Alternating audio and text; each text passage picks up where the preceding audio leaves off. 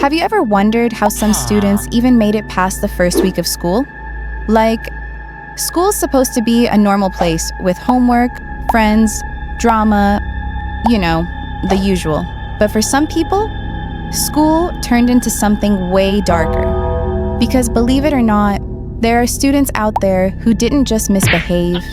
They created chaos so bizarre, so mysterious, and so downright terrifying that even teachers still refuse to talk about them. And with cameras everywhere, social media, and every move being recorded, you'd think we'd know everything.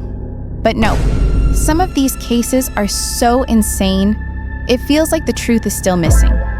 So guys, today I'll be showing you the most unhinged, disturbing, and unbelievable students ever caught on camera. Or exposed later. Let's get into it. This next story is honestly one of the darkest school cases ever recorded. Imagine two completely normal-looking students, walking the same hallways, sitting in the same classrooms, but secretly planning something terrifying over a bad grade. A beloved Spanish teacher, Ms. Graber, met with one of them to talk about his GPA, and that conversation set off a chain of events no one saw coming. Later that day, surveillance footage, Snapchat messages, and witness screenshots all revealed a chilling truth. These two students had crossed a line no one thought possible. This case shook an entire community. Here's the clip. Two students in Fairfield, Iowa killed their Spanish teacher over a bad grade. Miss Nohema Graber's body was found in a Fairfield park on November 3rd, 2021, hidden under a wheelbarrow, tarp, and other random supplies. The 66-year-old Spanish teacher had been beaten to death with a baseball bat. The investigation found that earlier in the day she had met with a student named Willard Miller. They were supposed to discuss how he had a bad grade in her class and how that grade was affecting his GPA. After school let out, Miss Graber drove her van to a nearby park where she was known to exercise. Less than an hour later, two males were seen driving that van out of the park. Someone then came forward with screenshots of a Snapchat conversation with somebody named Jeremy Goodale. In these messages, he allegedly said that he helped his friend Willard Miller kill the teacher. So it seems like Willard didn't like Miss Graber's teaching style and thought that it was going to negatively affect his GPA, and rather than going to Duolingo, he thought that the best option was to kill her. And I do believe that the two 16-year-old defendants are going to have separate trials. Miss Nohema Graber was described as an absolute angel with joy in her heart and a passion for teaching language. That's honestly so scary, and I think that if it wasn't her, then it was going to be someone else down the line who Willard felt wronged him. That is honestly terrifying, guys. Imagine a grade making someone snap like that. It could have been anyone. Stories like this make school feel way scarier than it should be. This next case is genuinely one of the most heartbreaking stories involving a teacher. Colleen Ritzer was a 9th grade math teacher. Loved, gentle, and the type of person students actually trusted. On what seemed like a completely normal afternoon, she ended her class, gave out homework, and walked to the restroom. But what she didn't know was that one of her own students was quietly following her with his hood pulled over his head. And moments later, the entire school would be shaken forever by what happened inside that hallway. Here's the clip.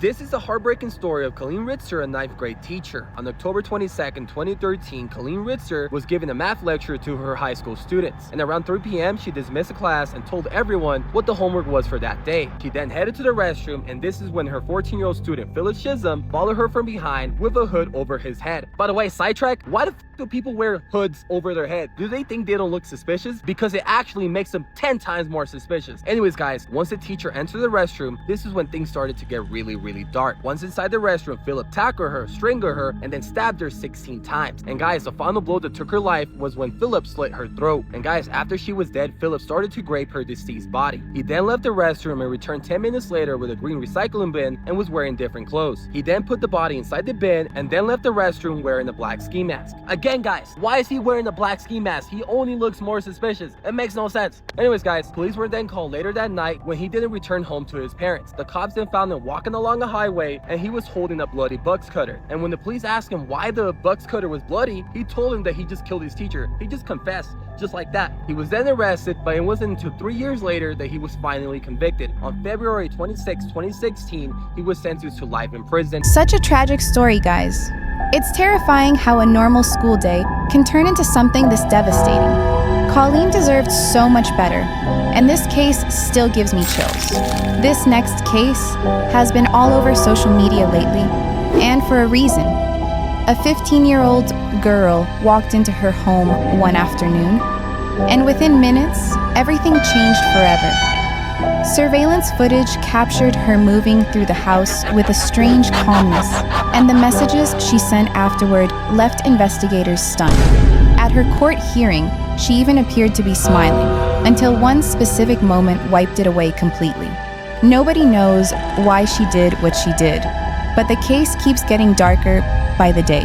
Here's the clip. This is the moment Gregg comes home, grabs a rifle and unalives her mother. This case has been going crazy on social media the last couple of days with the court hearing and everything taking place. On March 15th this year, 15-year-old Gregg came home and did the unthinkable. The video here shows her holding the rifle behind her back before walking into the room where her mum is, following with 3 gunshots. After that, going back into the kitchen, sitting down and going on a phone and messaging her stepfather, where reportedly she said, "What time will you be home, honey?" planning to unalive him as well. Now today, this chilling video emerged of her at her hearing, where she appears to be giggling.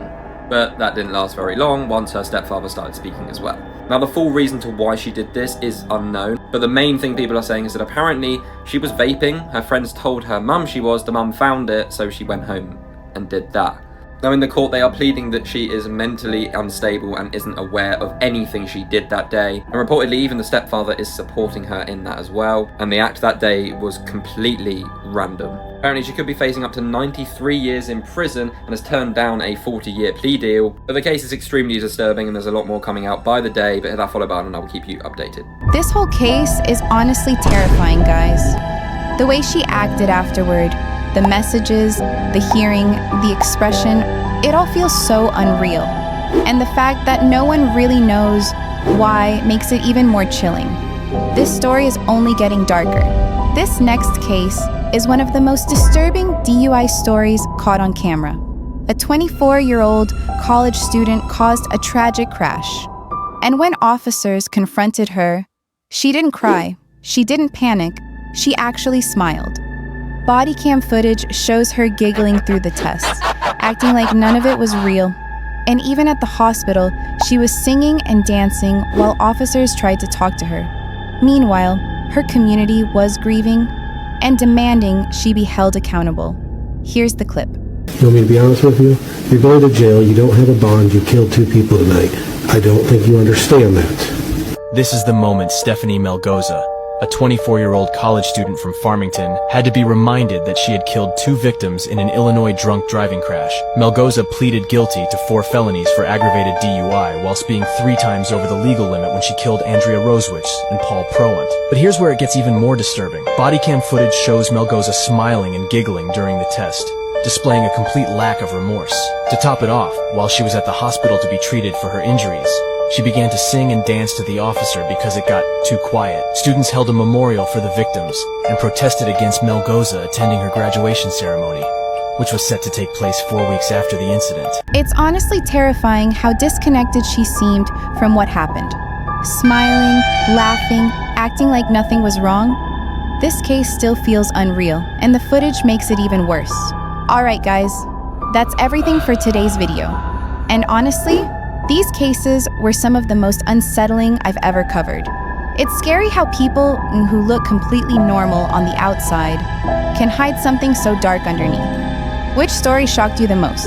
Let me know down in the comments. I'm really curious which one stuck with you. And remember, like and subscribe if you want to stay safe, stay aware, and never end up in a situation like any of these. Take care, guys, and I'll see you in the next one.